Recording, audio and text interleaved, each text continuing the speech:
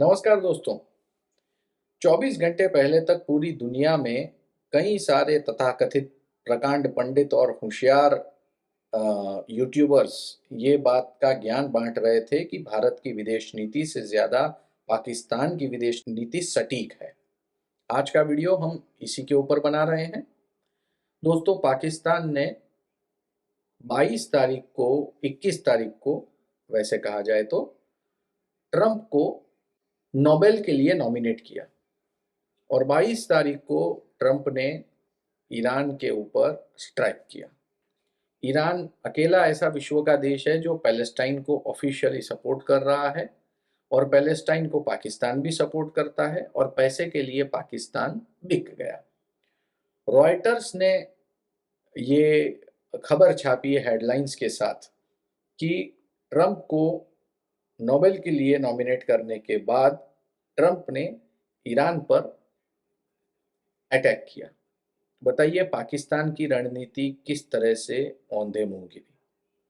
इससे ज़्यादा दूसरी अहम बात यह है कि पाकिस्तान का ऑयल सप्लाई अब प्रॉब्लम में आएगा क्योंकि उसने खाड़ी के देशों के साथ अपने संबंध बिगाड़ दिए। अपने आप को इस्लामिक एटम बॉम्ब कहने वाला पाकिस्तान आज इस्लाम देश के खिलाफ की पंक्ति में जाके खड़ा हुआ है, ये भी साबित हो गया। जबकि भारत ने समय के साथ समझदारी दिखाते हुए ईरान के पास से ऑयल की रिलायबिलिटी कम करके रशिया के पास से बढ़ा दी। इसका नतीजा ये आया कि इंडिया जो है उसे बड़े पैमाने पर आज ऑयल जो है वो रशिया से मिल रहा है, ईरान से नहीं मिल रहा है और इसी की वजह से इंडिया जो है वो ऑयल के मामले में बहुत ही सिक्योर्ड हो गया। जबकि कई सारे देश अब फंसे हैं क्योंकि ईरान ने यह कहा है कि वो जो हॉर्मस की खाड़ी है उसे बंद करने जा रहा है। तो भारत ने जो ईरान और इजराइल दोनों के साथ में जो बैलेंसिंग एक्ट बना के रखा है वो वाकई में काबिले तारीफ है।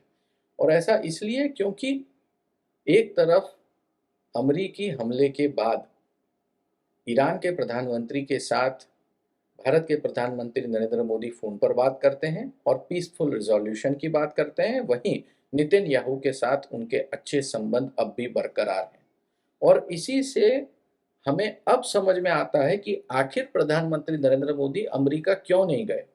यही भारतीय गुप्तचर संस्था और विदेश नीति की एक बहुत बड़ी सक्सेस दिखाई दे रही है कि हमें पहले से ही पता था कि ऐसा कुछ होने वाला है और इस पूरे मामले में इंडिया को शामिल नहीं होना था। इसलिए इंडिया यूनाइटेड स्टेट्स नहीं गया, प्रधानमंत्री नरेंद्र मोदी कनाडा होने के बावजूद यूनाइटेड स्टेट्स नहीं गए और इंडिया वापस आ गए। अब दोस्तों, आपको फैसला करना है कि भारत की यह विदेश नीति सही है या गलत। मेरे हिसाब से पूर्ण रूप से सही है, नपी तुली है और बिल्कुल ठीक है।